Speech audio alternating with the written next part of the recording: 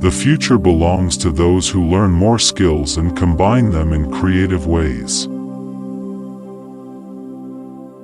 No one is really going to help you or give you direction. In fact, the odds are against you. People around you, constantly under the pull of their emotions, change their ideas by the day or by the hour, depending on their mood. You must never assume that what people say or do in a particular moment is a statement of their permanent desires. Think of it this way: there are two kinds of failure. The first comes from never trying out your ideas because you are afraid, or because you are waiting for the perfect time. This kind of failure you can never learn from, and such timidity will destroy you. The second kind comes from a bold and venturesome spirit.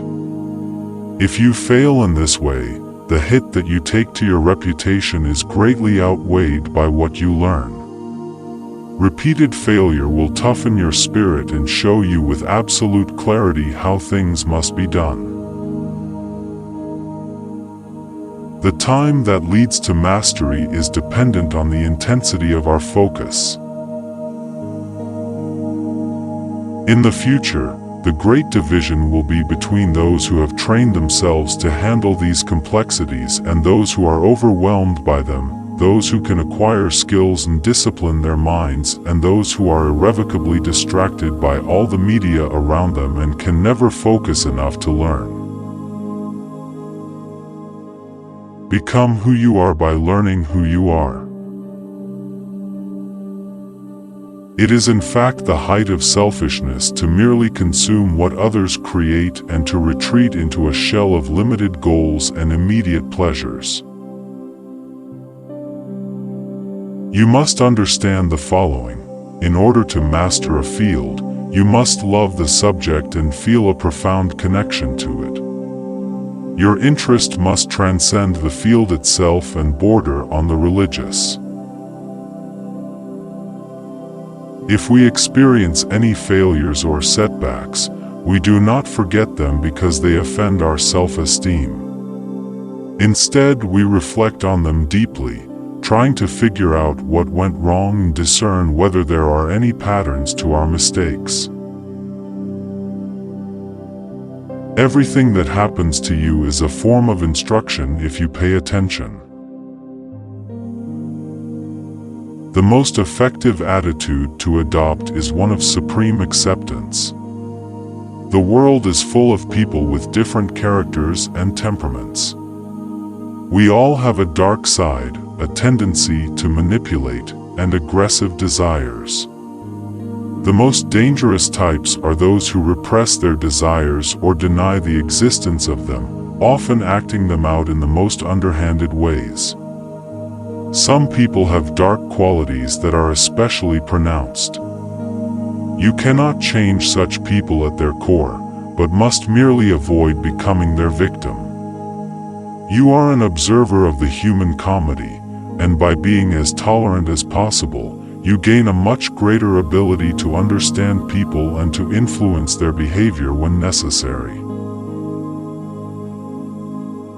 The problem with all students, he said, is that they inevitably stop somewhere. They hear an idea and they hold on to it until it becomes dead. They want to flatter themselves that they know the truth. But true Zen never stops, never congeals into such truths. That is why everyone must constantly be pushed to the abyss, starting over and feeling their utter worthlessness as a student.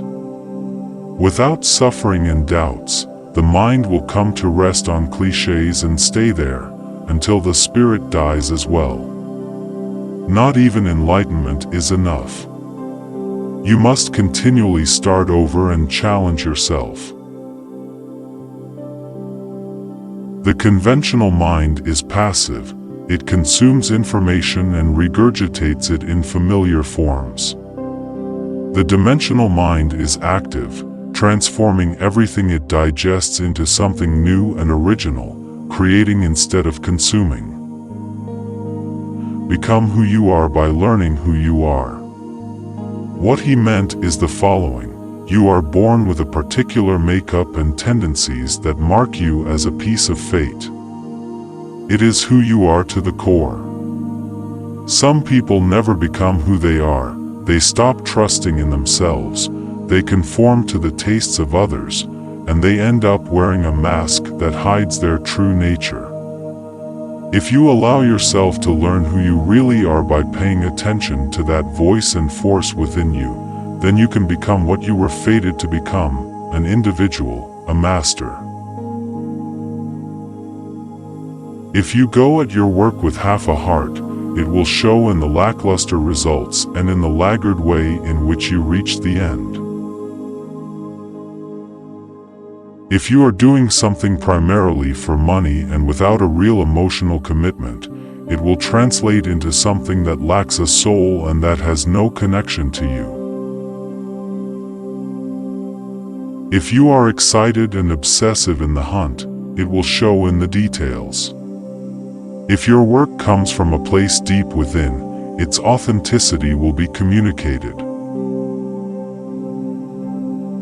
The key then to attaining this higher level of intelligence is to make our years of study qualitatively rich. We don't simply absorb information. We internalize it and make it our own by finding some way to put this knowledge to practical use. Most people are perpetually locked in the present. Their decisions are overly influenced by the most immediate event. They easily become emotional and ascribe greater significance to a problem than it should have in reality. The truth is that creative activity is one that involves the entire self, our emotions, our levels of energy, our characters, and our minds. The problem is that we humans are deep conformists. You must engrave deeply in your mind and never forget, your emotional commitment to what you are doing will be translated into your work. Those qualities that separate us are often ridiculed by others or criticized by teachers. Because of these judgments, we might see our strengths as disabilities and try to work around them in order to fit in. But anything that is peculiar to our makeup is precisely what we must pay the deepest attention to and lean on in our rise to mastery.